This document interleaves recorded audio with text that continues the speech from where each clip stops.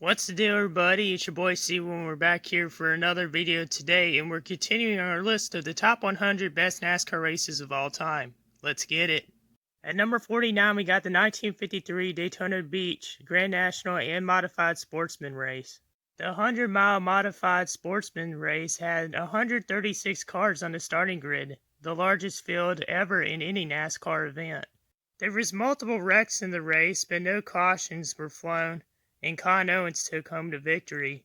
In the Grand National race, pole sitter Bob Pronger and second-place starter Fonnie Flock had a bet as to who would lead the first lap, which turned out to be a bad idea as Pronger crashed after going too fast into the corner.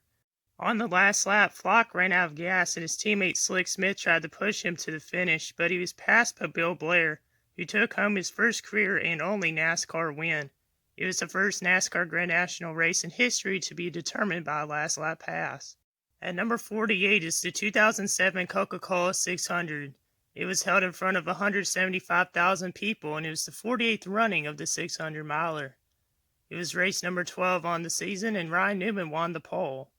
Newman led the first 10 laps, but was passed by Kurt Busch. Kurt Busch led 107 laps in the race, but crashed twice and finished 32nd.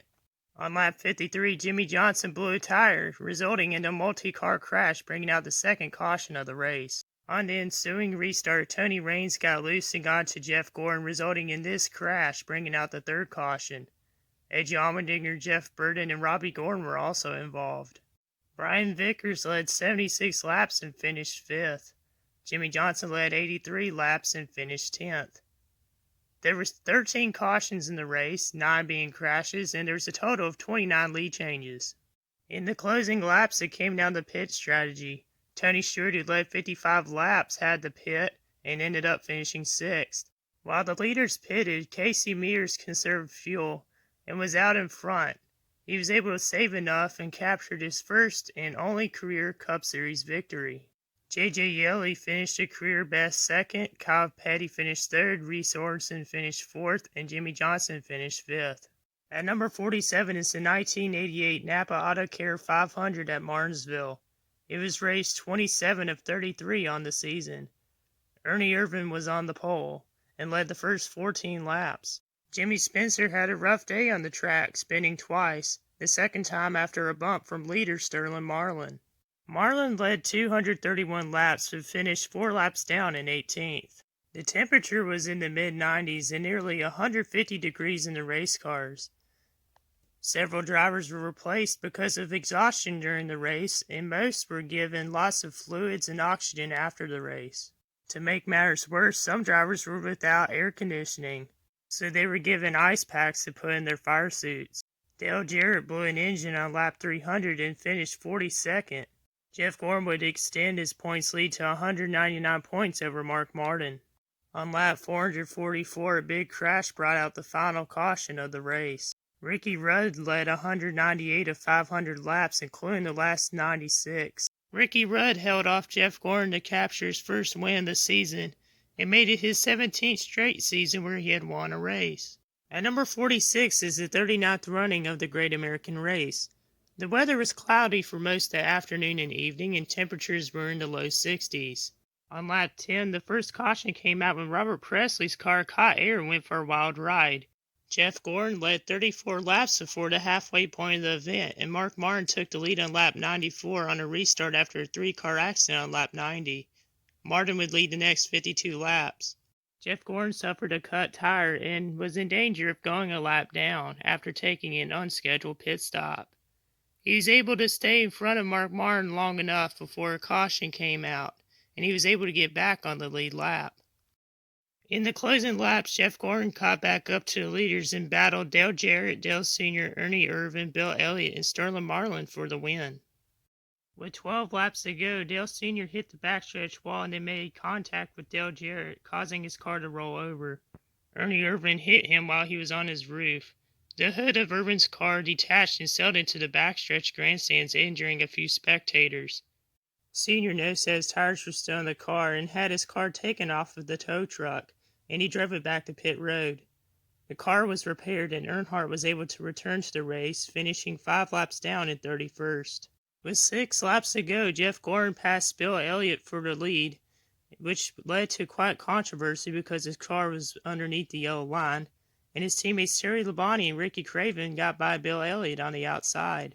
The next lap, the big one, occurred involving 13 cars, making the race end under yellow. It gave Jeff Gordon his first career 500 win. Hendrick Motorsports posted a 1-2-3 finish.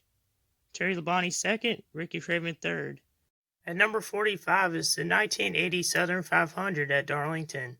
It was race 23 of 31 on the season. Pole sitter Darrell Waltrip dominated, leading the race high 196 laps. Benny Parsons led the second most laps with 72.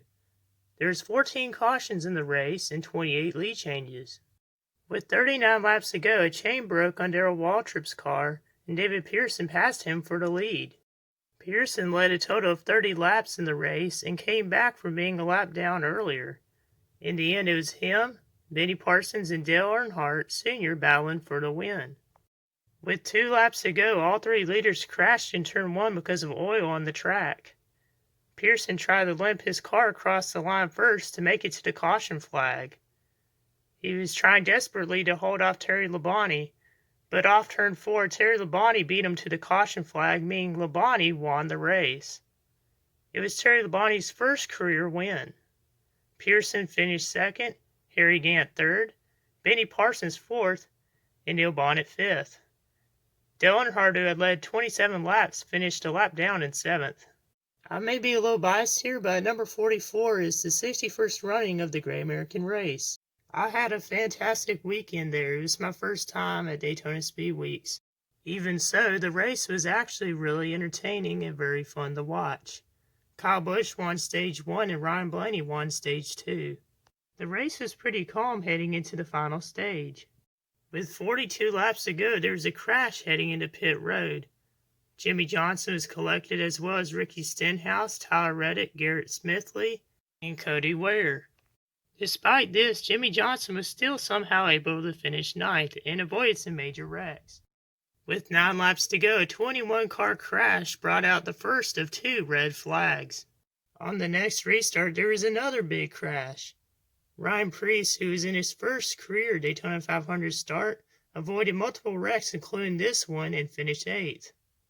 Another crash set up a green-white checkered finish. There was only 19 of 40 cars running at the finish. Denny Hamlin held off teammates Kyle Busch and Eric Jones to capture his second Daytona 500 win. The win was dedicated to J.D. Gibbs, who had passed away during the off-season. At number 43 is the inaugural race at Phoenix International Raceway. It was race 28 of 29 on the season. Jeff Bodine won the pole, and there was 15 lead changes. Rusty Wallace and Ricky Rudd were the most dominant cars in the race. On lap 24, Derek Cope and Jimmy Means spun out, bringing out the first caution of the race. On lap 65, Dale Sr. and Joe Ruttman made contact and spun into the sand on the backstretch.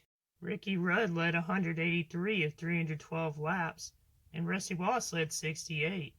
On lap 160, a 7-car accident on the front stretch brought out the red flag. The wreck involved Michael Waltrip, Rick Wilson, Johnny Rutherford, Greg Sachs, Bill Schmidt, Mark Martin, and Roy Smith.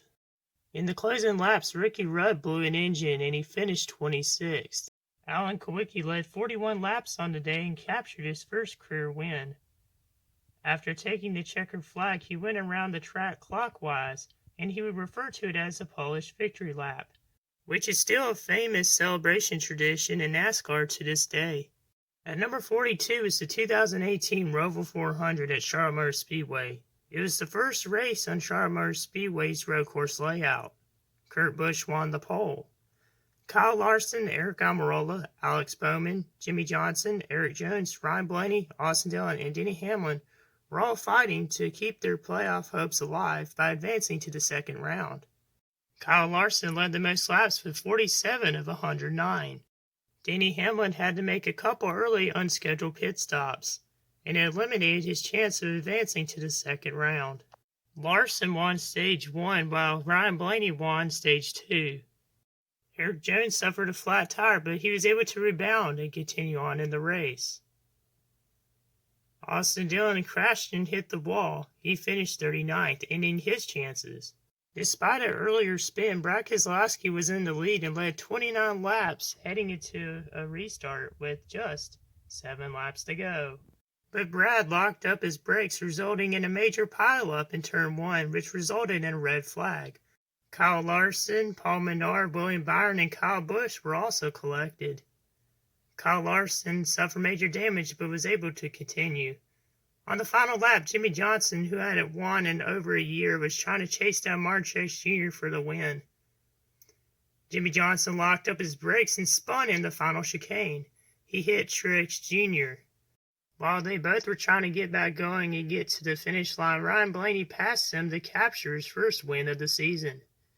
Jimmy Johnson scampered across the line in 8th. Jamie McMurray finished 2nd, Clint Boyer 3rd, Alex Bowman 4th, and Kurt Busch 5th. Kyle Larson managed to get his car across the line in 25th. Larson, Almirola, and Jimmy Johnson were all tied in points, but Larson and Almirola advanced because they both had wins. It was basically a tiebreaker, but also a heartbreaker, as Jimmy Johnson would not be able to contend for the championship. At number 41 is the 1986 Miller High Life 400 at Richmond Fairgrounds Raceway. The race was held on February the 23rd, and Jeff Bodine was on the pole. There was 31 cars in the race. Dave Marcus would pass Bodine for the lead on lap 60. 12 laps later, Jimmy Means would lead for 3 laps. There was a lot of wrecks in the early going, including a multi-car crash in turn 3 on lap 18. Rusty Wallace would swap the lead with Dale Earnhardt around the halfway point, but Dale Earnhardt was obviously the class of the field. He led 299 of 400 laps. This race also saw Dale Earnhardt famously clean his windshield while halfway outside of his car. In the closing laps, Dale Waltrip was battling Dale Sr. for the win. With 2 laps to go, Waltrip made a move to the inside, but Dale blocked. Waltrip then bumped Earnhardt out of the way and moved into the lead. But Earnhardt dumped him into turn 3, resulting in a multi-car crash that brought out the yellow flag. Kyle Petty got by the incident, and he crossed the line first, capturing his first career victory.